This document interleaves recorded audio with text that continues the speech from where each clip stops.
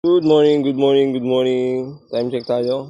4:59, Thursday, March 20, 2025. Pang 4 days namin. Aming gawain. Yan. Ito ang aming morning devotion. Every morning.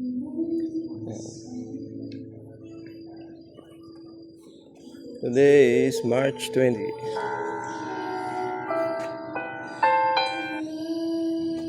March 20.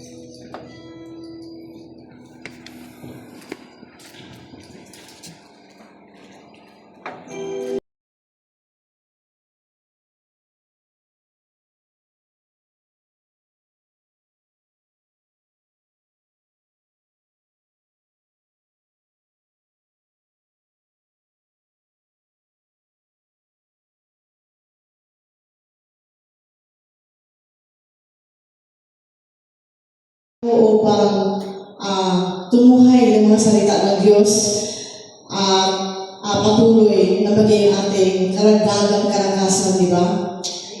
Salamat sa umagang ito kung saan ay tayo ay nakapagpapahinga at ngayon ay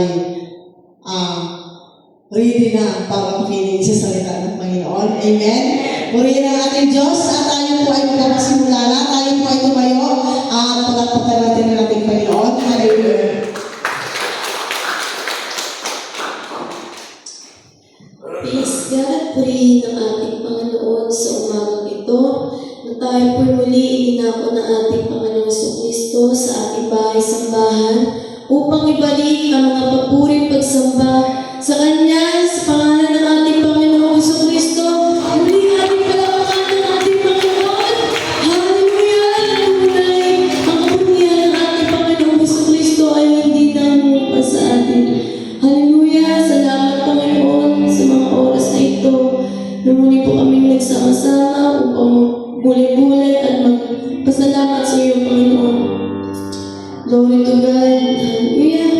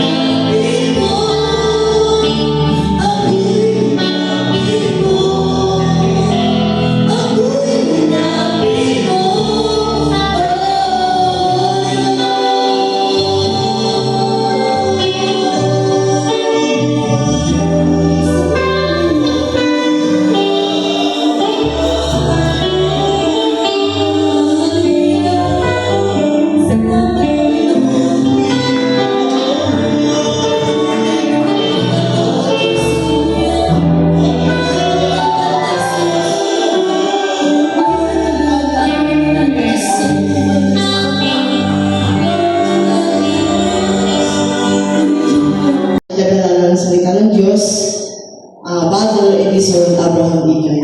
Palagpakan natin natin sa mga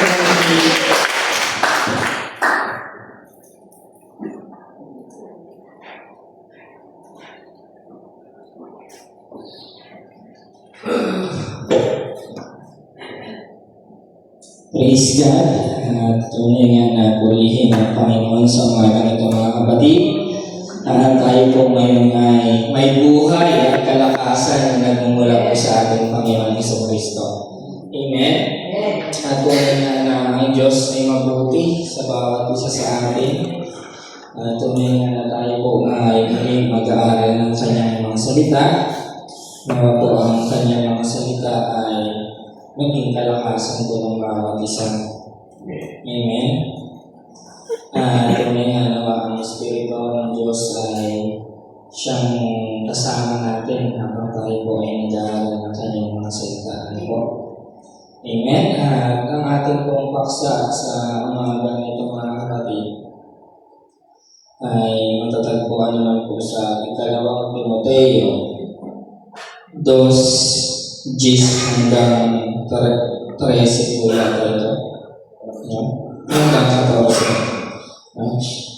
Bagamat ito po ay kumbaga ay pauna lamang sa meron na rin pong mga kasunod na tagapagsalita. Ipaubayan rin po natin ngayon sa iba pang tagapagsalita na para matalakay na lahat ng mga kapatid. Itong dito lang po tayo sa talatang 10 mga kapatid. Ang sabi po dito ni Apostol Pablo kay Timoteo, ang ating pumunong basahin yung ating paksa sa umaga nito. Sa ikalawang Timoteo 2, talatang 10. Kaya aking tiniis ang lahat ng mga bagay dahil sa mga hinirang, upang kamtan nila ang pagkaligtas na kay Kristo Jesus na may kaluwalhati ng walang hanggan. Napakaganda mga kapatid na sulat ni Apostol Pablo. Salita ng Diyos sa pamamagitan ni Apostol Pablo. Nasad po dito, marami siyang bagay na tiniis dahil sa mga hinirang ng Diyos. Kaya aking tiniis ang lahat ng mga bagay dahil sa mga hinirang. Ito kasi mga kapatid, ano po ba, sino po ba yung hirang na tinutukoy dito? Yan po sa Bible. Yung ang hirang mga kapatid, panahon po ng ating Panginoon, siya po ay pumili. Yung mga nakasali niya sa paghabunan, ayun po yung mga tinatawag na hirang. Pero ngayon mga kapatid, ang tinutukoy po dito ni Apostol Pablo, ay yung mga hinirang, mga hintil na binigyan ng pagkakataon dahil sa pananampalataya nagkaroon tayo ng pag-asa. Amen? Ito po yung mga hirang, mga hintil na tumanggap po sa pangalan ng ating Panginoon sa Kristo. Ano po ba yung buhay dati ng mga hintil mga kapatid? Mga walang pag-asa, walang Diyos, walang pangako. Pero dahil sa pananampalataya mga kapatid, ay tumanggap tayo ng pangako na nagmumula sa Diyos at tatawagin tayo ng mga bayan ng Diyos. Sabi nga po mga kapatid dito, tingnan po muna natin sa Efeso 2:12 hanggang 13. Ito po yung buhay ng hintil ng unang panahon. Basahin natin. Na kayo ng panahon yaon ay mga hiwalay kay Kristo na mga di kabilang sa bansa ng Israel at mga taga-ibang lupa tungkol sa mga tipan ng pangako na walang pag-asa at walang Diyos sa sanlibutan. Datapwat ngayon kay Kristo Jesus kayo ang panahon ay nalalayo ay inilapit sa dugo ng Kristo. Ang ating papansinin mga kapatid, kaya kung tayo ay tatawagin ngayong mga hinirang, ay mapalad tayo mga kapatid. Dahil dati ang kalagayan pala natin, hiwalay kay Kristo, hindi kabilang sa bansang Israel. Mga taga-ibang lupa, walang tipan ng pangako, walang pag-asa at walang Diyos sa sanlibutan. Kung tayo nga po ay ituring mo ay parang mga aso. Pero yung pagkakataon mga kapatid na ibinigay sa bawat isa sa atin na tayo po ay sumampalataya, karapat dapat tayong tawagin dahil sa pananampalataya na tayo na po ay hindi ng Diyos. Tayo yung pinagpapadala ni Apostol Pablo, sabi niyang gano'n, nagtiis ako ng mga kahirapan dahil sa mga hinirang upang kamtan naman nila yung kaligtasan. Dating mga kaaway tayo ng Diyos, ngayon mga kapatid, binigyan tayo ng pagkakataon para magmana ng kaligtasan ng pangako ng ating Panginoon sa Kristo. Kaya huwag na huwag masayang mga kapatid yung ibinigay na pagkakataon sa atin. Amen.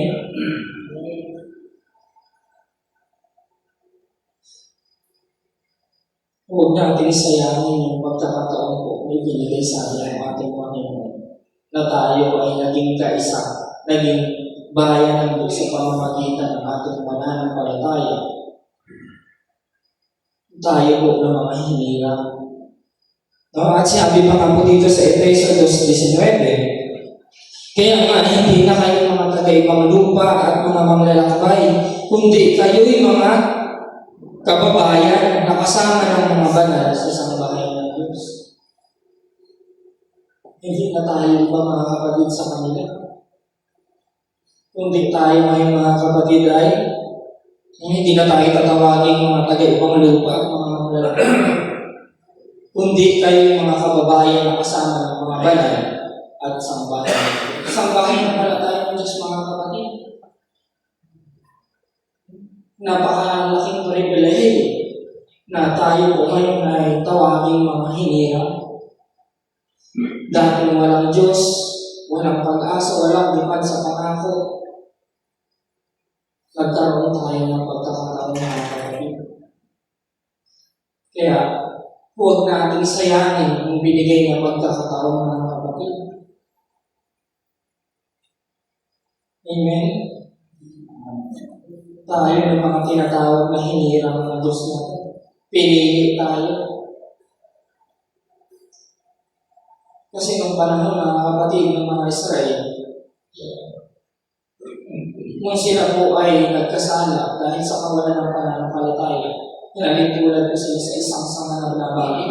Ngayon mga kapatid, tayo na sumasampalataya sa ating Panginoon sa Kristo, idinugtong po tayo doon.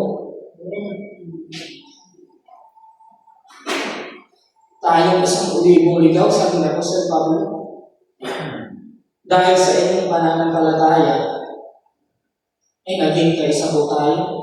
Hindi na taga-ibang lupa, hindi na manlalakbay, kundi kababayan na kasama ng mga banal sa sambahayan ng Diyos.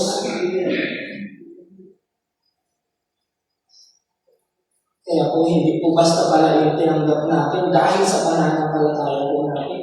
Isalamat kay Apostol Pablo. Siya po yung ginamit. Dahil sa kanyang pagtitiis, dati tayo walang Diyos ngayon mga kapatid, tagapagmana na tayo ng pangako. Dating kaaway ng Diyos, ngayon sambahayan na tayo ng Diyos. Yung pagkakataon ay binigay sa ating mga kapatid. Yung chance. Huwag natin sayangin yung mga kapatid. Napakaraming bagay po ang tiniis ni Apostol Pablo para nilang maiabot sa atin yung salita ng Diyos. Yung Ebanghelyo upang tayo daw ay magtamo naman ng kaligtasan. Kasi ayun po yung layunin ng ating Panginoon eh. Nung siya po ay pumarito, hindi siya ang nagdala dito ng kaguluhan, kundi ng kaligtasan. Maligtas yung bawat isa. Ano po yung mga bagay na tinis ni Apostol Pablo para po tayo ay maligtas, mapangaralan niya na kailangan pala natin maligtas. Marami siyang bagay na tiniis. Ating babalikan mga kapatid, kaya aking tiniis ang lahat ng mga bagay dahil sa mga hinirang upang kamtan naman nila ang pagkaligtas na kay Kristo Jesus na may kaluwagan di ang marami nila. Upang kamtan daw po natin yung kaligtasan. Iniwan niya po sa Pablo lahat ng mga bagay na mayroon siya. Pinahalagahan niya po yung ministeryo ang pinanggap niya sa ating Panginoon higit kaysa buhay niya. Kung ating natingnan, ano ba yung mga bagay na tinis ni Apostol Pablo? Basahin natin mga kapatid sa Filipos 3:7 hanggang 8. Gayunman ang mga bagay na sa akin ay pakinabang, ay nari kong kalubihan alang-alang kay Kristo. Oo nga, at ang lahat ng mga bagay ay nari kong kalubihan dahil sa dakilang kagalingan ng pagkakilala kay Kristo Jesus na Panginoon ko, na alang-alang sa Kanya'y tiniis ko ang kalubihan ng lahat ng mga bagay at inari kong suka lamang upang anuhin ko si Kristo. Yung pagsasakripisyo ng mga kapatid para matamo niya lang si Kristo. Tiniis niya yung lahat ng bagay, inari niya ng kalubihan. Inari niya ang suka lamang o dumi. Tamuhin niya lang yung ating Panginoon sa Kristo. Ganun po ka-dedication si Apostol Pablo sa ministeryo tinanggap niya. Na kahit buhay po yung kapalit, may pangaral lamang itong Ebanghelyo upang magtamo yung mga hinirang ng Diyos ng kaligtasan. Amen? Binabahagian tayo ngayon. Huwag natin sayangin yung pagsasakripisyo ng Apostol Pablo ng mga buhay po yun naging kapalit. Alang-alang sa mga hinirang ng Diyos upang tayo ay magtamo ng kaligtasan. Amen? Sa pangtalatang mga kapatid, Ikalawang Korinto 1:6, datapwat maging kami man ay mapighati ay para sa inyong kaaliwan at kaligtasan. O maging kami man ay maaliw ay para sa inyong kaaliwan, na siyang gumagawa ng pagdadalitang may pagtitiis ng gayon din pagbabata na amin namang binabata. Mga paghihirap nila mga kapatid. Kung sila man po ay dumanas ng kapighatian ay para sa inyong kaaliwan at kaligtasan. Kaya kahit ano po yung napagdaanan nila, hindi na nakapagpapigil yun sa pangangaral ng Ebanghelyo mga kapatid. Tumapang sila nung namatay po yung ating Panginoon sa Kristo. Tumapang sa pangangaral. Dahil yung kapighatian wala, na nung sila po ay dumanas sa mga kapighatian para sa ating kaaliwan at para sa ating kaligtasan yung mga kapatid. Amen? Buhay po yung kanilang binubuwis. Alang-alang sa atin ang mga hinirang ng Diyos. Alang-alang sa atin ang mga tumanggap sa ating Panginoon sa Kristo. Yung sabi na po sa Pablo sapagkat kami mga nangabubuhay lang binibigay sa kamatayan upang buhay naman. Upang ang buhay naman ni Jesus ay mahula sa inyo, sa amin lamang may kamatayan. Kaya nga ang kamatayan ay gumagawa sa amin, sa kanya Apostol Pablo, tatapwat ang buhay niya sa kanya. Kaya yung pagkakataon na yung mga kapatid, pahalagahan po natin. Kasi yung pagkakataon na yung mga kapatid, binibigay sa lahat. Pero kung konti po yung tumanggap, kung konti po yung nagpasabog sa ating Panginoon sa Kristo, yung biyaya na natanggap ng bawat isa sa atin mga kapatid, yung pagkakataon Ang sabi ng Apostol Pablo, kayo na uli ng ligaw, na idinugtong lang doon sa totoong sama.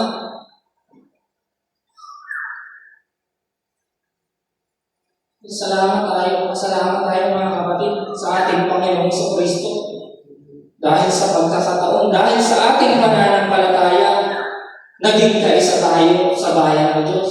Ngayon, tinatawag na tayo ng sa bayan ng Diyos, tayo mga nagsisampalataya sa kanyang pangalan.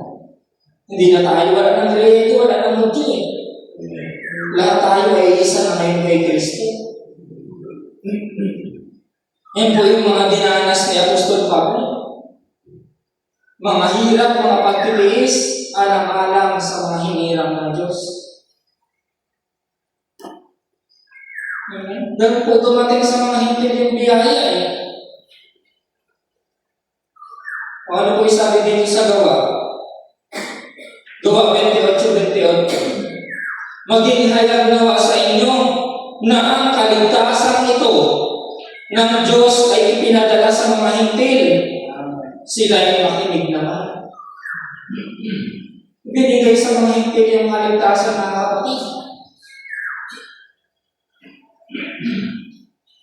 Dahil sa pagkamababa, dahil sa pag-ibig ng Diyos at sa pananampalataya natin mga kapatid, tinamo natin yung pagkaligtas. Ibinigay sa mga hintil.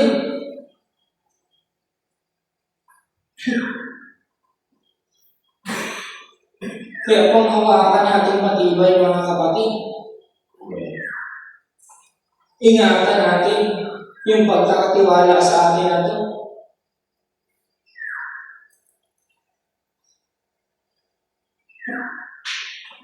Dahil mga kapatid, kung yung pagkakataon na yan ibinigay sa atin ng Panginoon na ito, dahil sa kawalan ng pananampalataya ng mga Israelita, nabalik sila. At tayo ngayon ulit, di ba, ligaw, nagkaroon ng pagkakataon na may dugtong. Ano ba sabi ni Apostol Pablo sa Roma 11, talatang 11? Sinasabi ko nga, nangatisod sila upang mahulog. Huwag namang mangyari. Datapwat sa pagkahulog nila ay dumating ang pagkaligtas sa mga hintil upang ipamungkahi sila sa paninibugho. Isang pagkakataon lang yun mga kapatid. Kung sila po ay nangahulog, dumating ngayon sa mga hintil yung pagkaligtas. Bakit sila nangahulog? Kung ating babasahin yan mga kapatid sa Roma 11:16. Basahin natin mga kapatid.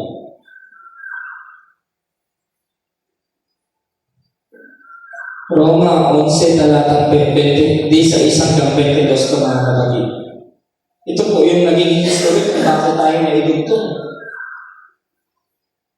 At kung ang pangunahing bunga ay banal, ay gayon din ang lahat. At kung ang ugat ay banal, ay gayon din ang mga sanga. Datapwat kung ang ilang mga sangay na nabali, at ikaw na isang ulibong ligaw ay sinanib sa kanila, at ikaw ay naging kabahagi nila sa ugat ng katabaan ng punong ulibo, huwag kang magpalalo sa mga sanga. Ngayon po yung kasunduan. Tayo ay dinugtong doon sa totoong puno. Huwag tayong magpalalo, huwag tayong magmalaki. Bagamat ganun yung nangyari sa mga Israelita ng mga kapatid at nagkaroon tayo ng pagkakataon para magtamo ng kaligtasan, ay huwag tayong magmalaki. O datapwat kung ang ilang sangay na nabalik at ikaw na isang ulibong ligaw ay sinanib sa kanila, at ikaw ay naging bahagi ng ugat ng katabaan ng punong ulibo, huwag kang magpalalo sa mga sanga, sa mga totoong sanga.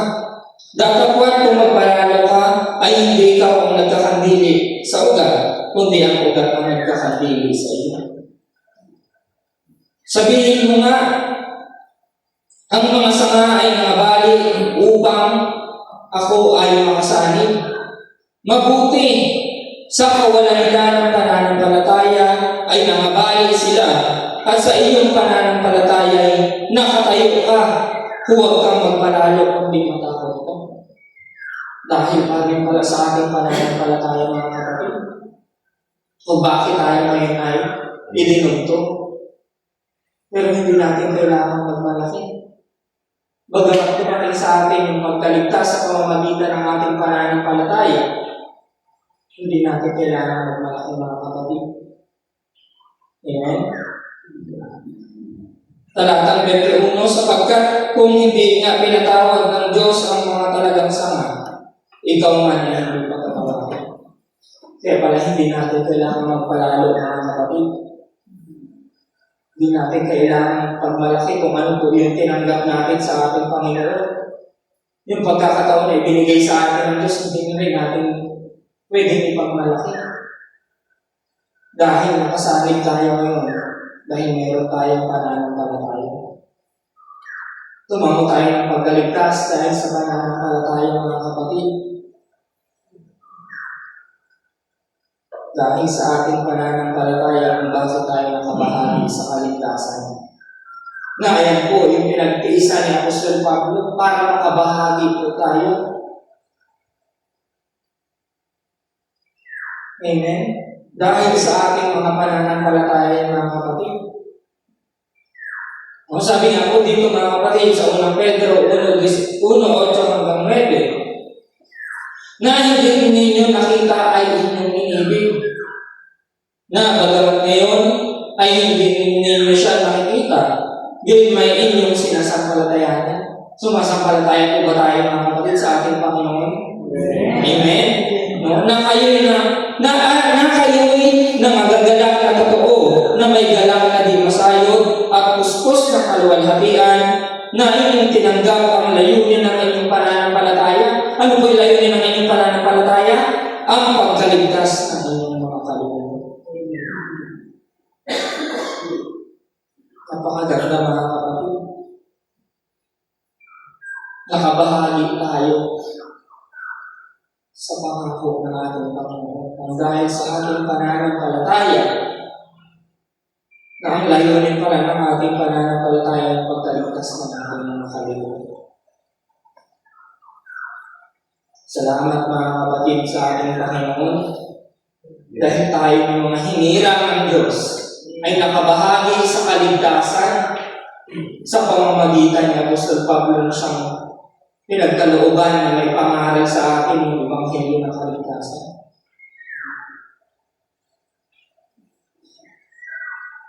Kaya sabi ng Apostol Pablo, matyagaan ninyong maingatan yung mga salitang pinangaral niya sa atin. O basahin natin mga kapatid, ito na po yung muli natin talata. Unang Korinto 15:1 hanggang 2. Ngayon pinatatalastas ko sa inyo mga kapatid ang Ebanghelyo nasa inyo aking ipinangaral, na inyo namang tinanggap na siya naman inyong pinanatilihan. Sa pamamagitan naman ito'y ligtas kayo kung matyaga ninyong iingatan ang salitang ipinangaral ko sa inyo, maliban kung kayo'y nagsasampalatayan ng walang kaluluwa. Ang ating sinasampalatayan ngayon ay yung Ebanghelyo ng ating Panginoon na mayroong kabuluhan na ligtas tayo mga kapatid kung maingatan natin. Ngayon po yung kailangan natin ganyan gawin mga kapatid, ingatan natin yung mga salitang ipinangaral sa atin. Sino ay kung magliligtas sa atin kung matyaga ng maingatan yung Ebanghelyo na ng ating Panginoon sa Kristo. Hindi mawawalang kabuluhan yung pananampalataya natin mga kapatid.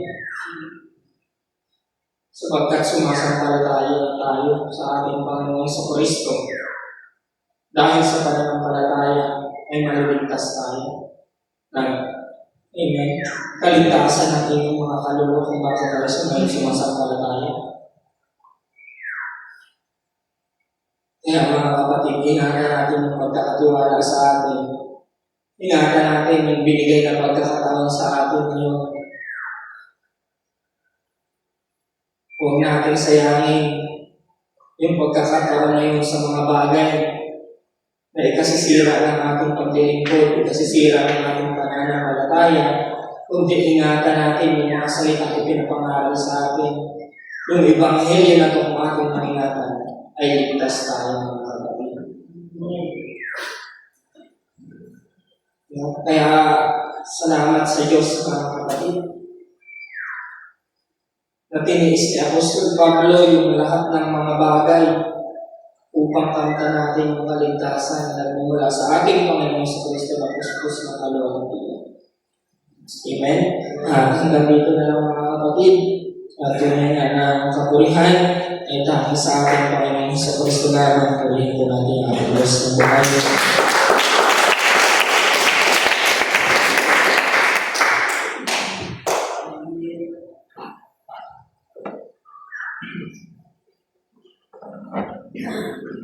Salamat sa ating Panginoon na kung saan napakalaking utang na loob natin sa aming Diyos. Diba? Tinalakay kung paano, ano yung pinagmulan natin, kung ano tayo sa harapan ng Diyos. Nang dahil sa kanyang kahabagan, dakilang biyaya yung kanyang ipinangako. Diba? Kung ating dinigdihin ang mga salita ng Diyos, napakapalad natin. Mula sa walang kapuluhang buhay, dinala na tayo sa walang hanggang buhay. Di ba? Buhay na nais ng Diyos para sa atin. Kaya, ano nga naman talaga yung dahilan kung bakit hindi natin masunod ang kalooban ng Diyos. Di ba? Bagamat oo sa sanlibutan, maraming hadlang. Pero kung ating titingnan yung dakilang biyaya ng Diyos sa ating kalagitnaan, yung Kristo na yan na ipinakilala sa atin, di ba? Wala talaga tayong dapat na magiging dahilan. Ganun naman, ang sabi nga, yung panampalataya na ipinagalob sa atin ng Diyos ay maaaring hindi patay-patay, ngunit may sinasabi hanggang sa abutin, di ba? At yun po yung ating hihintayin, na naway loobin ng Diyos na yung pagkakaisa ng panampalataya na yan, yung pagkakakilala natin sa ating Diyos, sa ating Panginoong Kristo, ay ating pong lubos na maunawaan talaga nila. Bakit? Mahina ba yung ating Diyos? Di ba? Hindi eh. Siya yung nagtataglay ng buo. Kung pag-ibig lang ang pag-uusapan, ang sabi, ang pag-ibig niya, hindi nagkukulang kailanman, di ba? Kung yun yung ating titingnan, kung yun yung ating pananaw sa buhay natin, na ang pag-ibig ng Diyos ay hindi nga naman nagkukulang. Ano nga naman yung ating hahanapin? Di ba? Isip-isipin natin, kamangha-mangha nga siya eh. Di ba? Walang imposibleng bagay sa kanya. Ngunit ang Diyos ay mayroong mga panukala sa tamang panahon. May mga bagay na atin pong hihintayin, di ba? Hihintayin, may pagtitiis. Ayan. Loobin naman ng Panginoon na sama-sama tayo. Yun po yung ating patuloy na ipanalangin na nawa sa ilalim ng Jesus Christ, Almighty God. Iglesia na itayo sa bundok na ito na kung saan yung pangalan niya sa pangalan lang niya, yung pagkakakilala sa kanyang pangalan, hindi niya ipinagkait sa atin. Amen? Tayo bilang kanyang mga anak tagapagmana. Unang-una yung ating minana yung kanyang pangalan. At anong pangalan na yan? Yan ba ay hindi sapat? Diba? Yan ba ay hindi makapagbibigay ng kasapatan sa bawat isa sa atin? Yan po yung ating mga katulungan sa buhay natin, di ba? Samantalang yung pangako na hindi siya nagkukulang kailanman. Yung pag-ibig niya hindi nagkukulang kailanman. Ano nga naman ang ating hahanapin pa? Di ba? Tunay na yung hiwaga ng Diyos. Ang sabi si Kristo yung kinatatunguan ng lahat ng mga kayamanan, ng kalungan at ng kaalaman. Ano nga ba ang hahanapin natin. Siya yung kasapatan. Amen. Tuloy ng Panginoon sa umaga nito. Salamat sa ating Diyos. Pagkakataon natin Panginoon. Hallelujah, tunay. Kamang-kamang na ang ating Diyos. Kapag yan yung ating titignan, sapat sa buhay natin. Amen. Tuloy ng ating Diyos. At ngayon po ay nasa bahagi na tayo ng sama-samang panalangin upang ating ipagkatiwala yung ating buwan hapon. May mga seminar pa tayo. At loobin naman ng Diyos na buksan niya yung ating puso lagi upang patuloy na ating yakapin yung kanyang mga salita na ibibigay sa atin. Amen po rin ng Panginoon. At hinihiling ko po kay Pastor Sulpin ng Panginoon. Praise God. Tayo po ay Lord, magpasalamat sa Panginoon. Hallelujah. Glory to God. Purihin ka mapagpalang Diyos sa umagang ito. Narito kami, O Diyos, nagpapasalamat sa pamamagitan ng iyong pag-iingat sa bawat isa sa amin. Sa buong magdamag na lumipas na naroon ang iyong gabay. Patnubay sa aming mga buhay. Salamat din Panginoon sa iyong mga salita na aming nakakinggan sa umagang ito. Nawa tumingin sa aming mga puso itong Ebanghilyong ito na napalito ka sa sanlibutan upang bayaran ang aming mga kasalanan. Ang Ebanghilyong ito ay siyang nagabay sa amin upang makilala ka namin bilang sariling tagapagligtas. Kaya Panginoon, maraming salamat. Nawa ang salita ng ito ay tumimo nawa sa aming mga puso na siyang gabay namin sa paglalakbay namin dito sa sanlibutan ito. Ito po ang magtuturo sa daan na dapat namin lakaran. Panginoon, maraming salamat sa umagang ito, sa mga katuruan mo na hindi mo kami pinabayaan. Sapagkat ikaw ang may salita, Panginoon, na hindi lamang sa tinapay na bubuhay ang tao, kundi sa bawat salitang lumalabas sa bibig ng Diyos. Maraming salamat, Diyos, sapagkat itinaunawa mo na sa amin ang dapat namin isagawa, dapat na tuparin namin na kinakailangan ito magkaroon ng kaganapan. Katuparan sa bawat sinasampalataya ng iyong lahat. Pero maraming salamat. Dalangin namin ang maghapon ito na patuloy kailangan mamuna sa bawat bahagi ng aming gagampanang gawain. Sa bawat itatayo mo sa aming harapan, kasihan nawa ng iyong banal na Espiritu. Kaya Panginoon, aming pong pinasalamatan ang mga ginawa ng kabutihan sa bawat isa. Kaya salamat Panginoon sa aming pagsamantalang pagwawakas. Hiling namin ang iyong pag-iingat, pagsubaybay at tutulog sa dapat namin gawin sa mga hapong ito. Ito ang aming dalangin para salamat sa pangalan ng Hesus Kristo. Amen. Amen. Time check, time check. Morning. Good morning.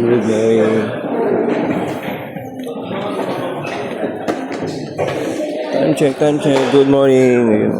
Morning, everyone.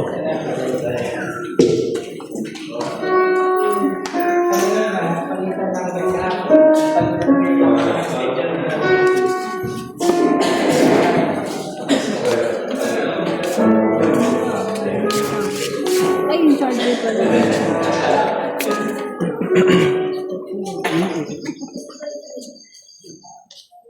Time check. 5:51. Kasi Marco. Yeah. Rebes. Hi, guys. Hi, guys. Morning. Coffee time. Coffee time. Coffee time, guys.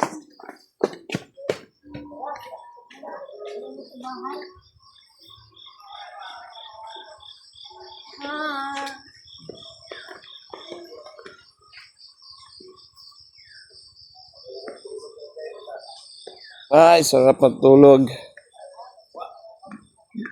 Magkape ay di biro. You know. Tayo kape. Thank you for watching. Thank you for watching. Thank you for watching. Yung...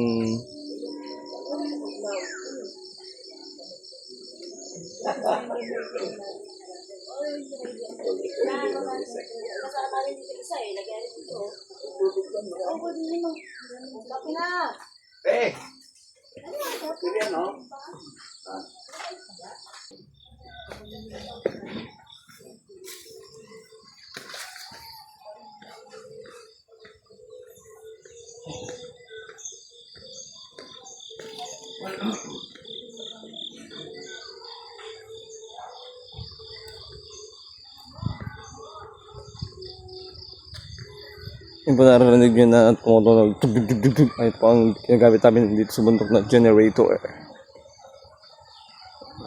Diba? Ano po yung bundok ng Wawa Dam. Ito po. Yun o. Bundok ng Wawa.